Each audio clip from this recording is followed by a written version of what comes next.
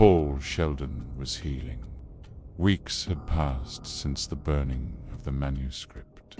He was writing Misery's Return. It was going well. Annie loved it. She was happier. The rage had subsided. She treated him like a pet that had finally learned its tricks. She left the door unlocked sometimes. She let him sit in the wheelchair. Paul was getting stronger. He was doing push-ups in his bed. He was lifting the heavy typewriter to build his muscles. He was playing the part of the obedient prisoner. But behind his eyes, Paul was planning. He had found a bobby pin on the floor.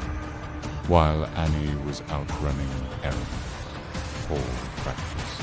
Click. The sound of the lock opening was the sweetest music he had ever heard. He realized that while the cat was away, the mouse could play. He started to explore the house. He crawled, dragging his healing legs behind him like dead weights. He needed to find a phone, a gun, a knife, anything. He didn't find a weapon, but he found something much worse. He crawled into the parlor. It was a shrine to bad taste. Ceramic penguins, plastic flowers.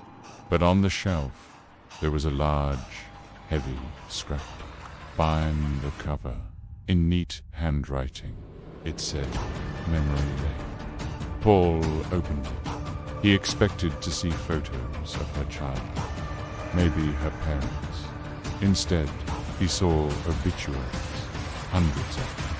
The first few were simple. Annie's father. He fell down the stairs. Then, her roommate in nursing school. A tragic fire.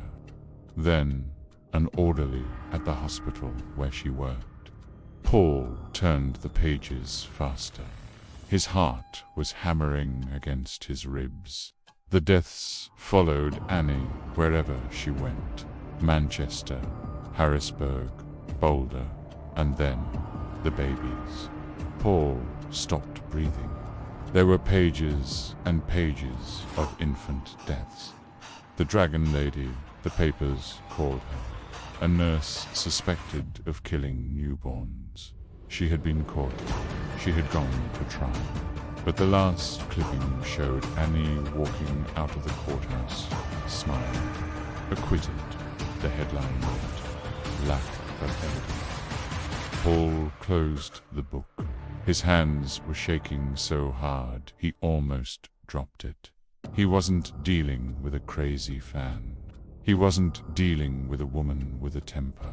He was trapped in a house with one of the most prolific serial killers in history. She had killed her father, her neighbors, dozens of babies. And now she had him. He realized then there was no happy ending. When he finished the book, she wasn't going to let him go. She was going to add him to memory lane. Vroom. The sound of the Jeep coming up the driveway. Paul scrambled. He shoved the book back onto the shelf.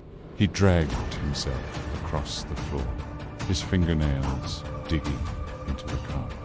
He had to get back to his room. He had to lock the door from the inside. He threw himself into the wheelchair. He rolled into his room. He jumped into the bed, pulling the covers up to his chin, sweating profusely. Click. He heard the front door open. Paul, I'm home, Annie called out cheerfully. Paul lay there, trying to slow his breathing. He thought he was safe. He thought he had put everything back exactly where it was. But he was wrong. Annie walked into the parlor. She hummed a tune. She looked at the shelf. She stopped humming. There was a small ceramic penguin on the shelf next to the book. Annie always faced the penguin south. Now, it was facing southeast. She didn't scream. She didn't throw anything. She just smiled. A sad, disappointed smile. Oh, Paul, she whispered. You've been a bad boy." That night, Paul woke up to a pinch in his arm. Annie was there. She had given him a shot, but it wasn't pain medicine. It was a sedative. He felt heavy. He couldn't move his arms. He couldn't speak. "I know you've been out, Paul," she said softly. "I know you've been crawling round." She pulled the covers off his legs. She didn't look angry. She looked professional, like a surgeon. She reached behind her back and pulled out 2 things: a propane blowtorch and a fire axe. "Do you know about the Kimberley diamond mines in South Africa?" she asked. She sounded like a teacher giving a history lesson. "The workers used to steal diamonds, so the British owners had to stop them." She lit the blowtorch. The blue flame hissed in the quiet room.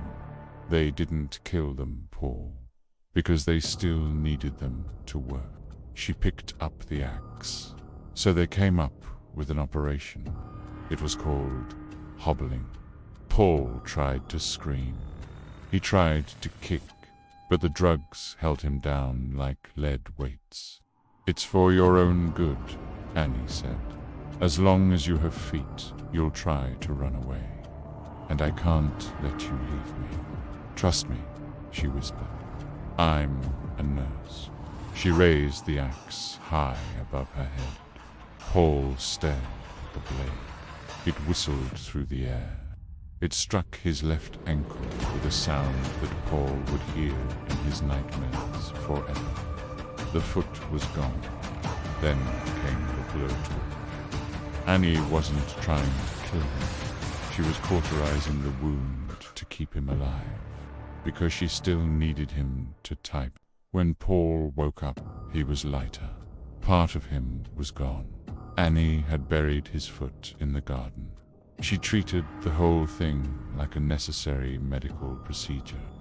"Now, you never have to worry about running away again," she told him.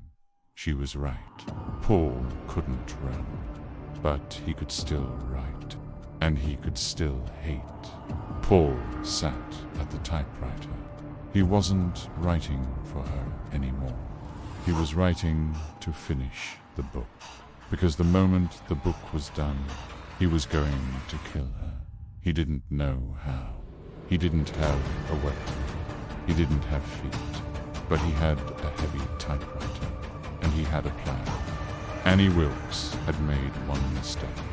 She thought she had broken him, but she had only sharpened him.